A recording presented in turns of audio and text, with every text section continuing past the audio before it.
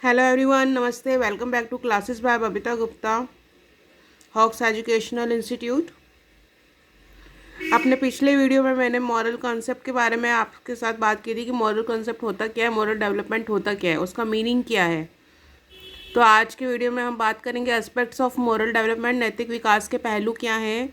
और ये आपका C TET, UP TET, H TET, K V S, N V S, D triple S B, D Ed, J B T, B A, B Ed, D L Ed, सभी courses के लिए ये आपका जे B T courses के लिए special है ये। और आपके जो बच्चे चाइल्डहुड एंड ग्रोइंग अप की तैयारी कर रहे हैं या फिर चाइल्डहुड एंड डेवलपमेंट पढ़ रहे हैं, तो उन सभी के लिए बहुत ही ज़रूरी चीज़ है, बहुत इंपॉर्टेंट टॉपिक है ये, बाल्य अवस्था तथा विकास का।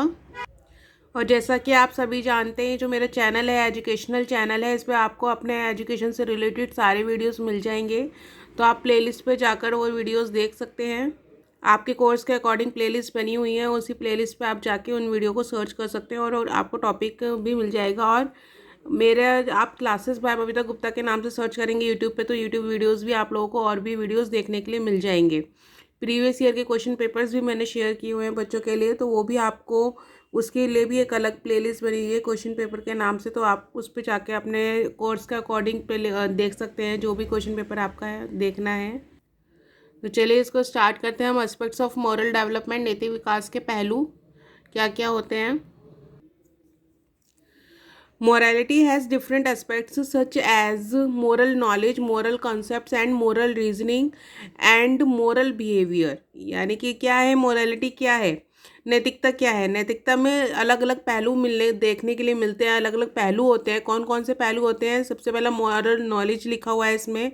मॉरल नॉलेज मतलब कि आपका जो नैतिक ज्ञान है उसकी बात हो रही है। इसके बाद है मॉरल कंसेप्ट्स। मॉरल कंसेप्ट्स यानी कि जो आपकी नैतिक अवधारणाएं होती हैं उनकी बात की गई है यहाँ पे। मोरल रीजनिंग, मोरल रीजनिंग यानी कि जो आपकी तर्क वितर्क शक्ति है उसकी बात की गई है यहाँ पे। एंड मोरल बिहेवियर यानी कि आपके जो नैतिक व्यवहार है। तो ये सारी चीज़ें ही मिलके आपके क्या होते हैं, आपके एस्पेक्ट्स होते हैं मोरालिटी के, नैतिकता के।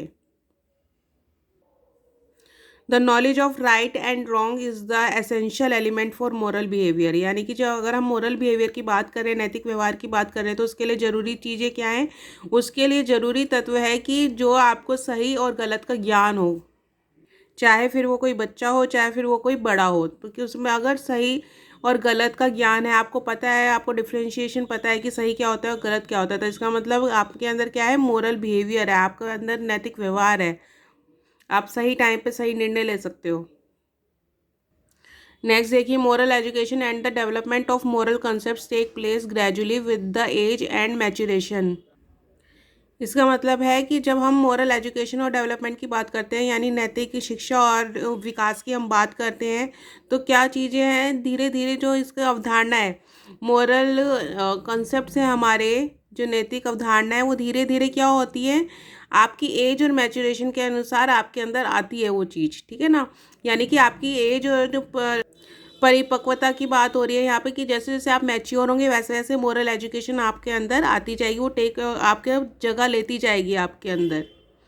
इसका मतलब है कि आप चीज़ों को उम्र के साथ समझना शुरू कर देते हैं, चीज़ों को समझना शुरू कर देते हैं। अब देखिए, Helen B has mentioned the following three aspects of moral development. यानी जो हेलन बी थी 1981 में, तो उन्होंने क्या थे, मोरल डेवलपमेंट के, नैतिक विकास के उन्होंने तीन एस्पेक्ट्स बताए थे। तीन जो थ्री एस्पेक्ट्स उन्होंने बताए थे वो कौन कौन से देख लेते हैं।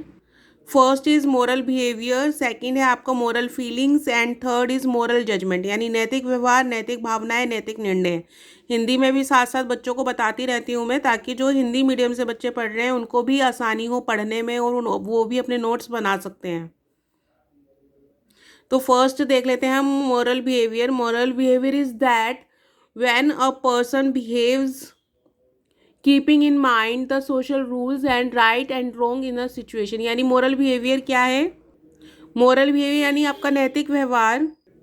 नैतिक व्यवहार है आपका जिसमें कि एक इंसान है, एक पर्सन है, वो क्या अपने दिमाग में सोशल रूल्स को रख के चल रहा है। जो आपकी सोसाइटी में रूल्स होते हैं, सामाजिक आपके रूल्स हैं, उनको दिमाग अपने में लेके चल रहा है और अकॉर्डिंग टू द सिचुएशन वो उनको यूज़ कर रहा है कि क्या चीज़ सही है, क्या चीज़ गलत है।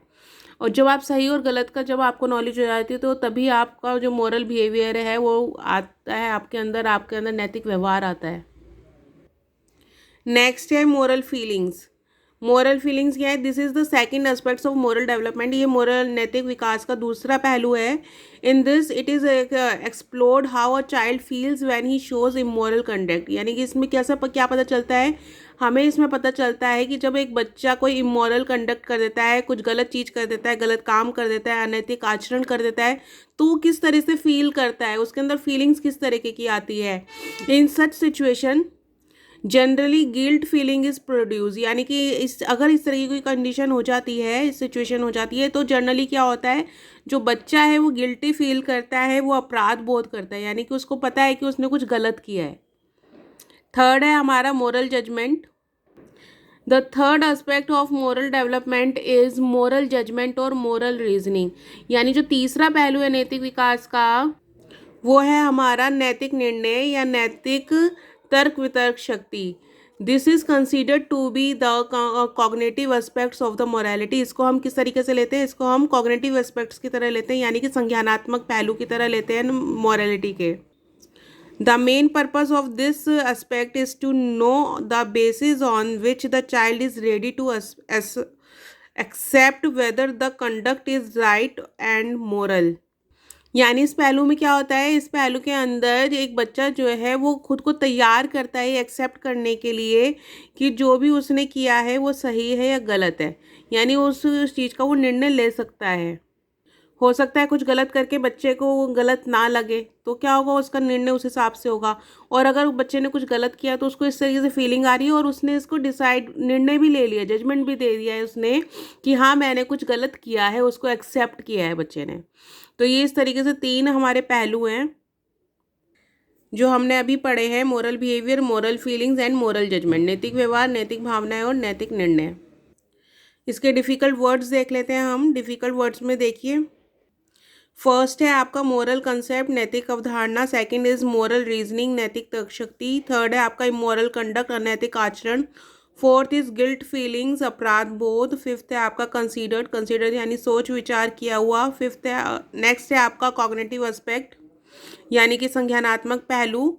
एंड लास्ट इज वेदर यानी या। और ये सारे वर्ड्स जो मैंने आपके लिए डिफ़िकल्ट वर्ड्स में लिखे हैं, ये सब आपके जो अभी मैंने आपको पढ़ा है उसी में से हैं। और ये स्पेशली जो बच्चे हिंदी से कर रहे हैं उनके लिए है, ताकि हिंदी मीडियम बच्चों को पढ़ने में आसानी हो, उनको डिफ़िकल्टी ना हो। अगर फिर भी आपको कोई मुश्किल आती है या पढ़ने में आपको कोई प्रॉब्लम आती है, तो आप कमेंट बॉक्स में लिख के मुझसे पूछ सकते हैं, तो आपका आंसर मैं ज़रूर दूंगी। और नेक्स्ट वीडियो में मैं आपके साथ में मोरालिटी इन एडोलेसेंस आपके साथ शेयर करूंगी। किशोर अवस्था में नैतिकता किस तरीके से होती है। तो आपने नैतिकता और यानी मोरालिटी का आपने कंसेप्ट और मीनिंग पढ़ा है। आज मैंने इसके पहलू शेयर किए हैं आपके साथ में, इसके एस्पेक्ट शेयर किए हैं। और नेक्स्ट वीडियो में मोरालिटी इन एडोलेसेंस आप लोगों के साथ में शेयर करूँगी। तो मेरे चैनल के साथ बने रहिएगा और बहुत जल्दी आप लोगों के साथ में नया वीडियो लेकर आऊँगी। और जो एग्ज़ाम्स होते हैं उनके क्वेश्चन पेपर भी आप लोगों के लिए अवेलेबल करवाऊँगी, ताकि आपको पढ़ने में आसानी हो। तो इसलिए मेरे चैनल के साथ बने रहिएगा। चैनल को सब्सक्राइब ज़रूर कीजिएगा, शेयर कीजिएगा, दूसरों के साथ भी नॉलेज को ज़रूर बांटिएगा। तो जल्दी मिलते हैं नेक्स्ट वीडियो में। अभी के लिए थैंक यू, धन्यवाद।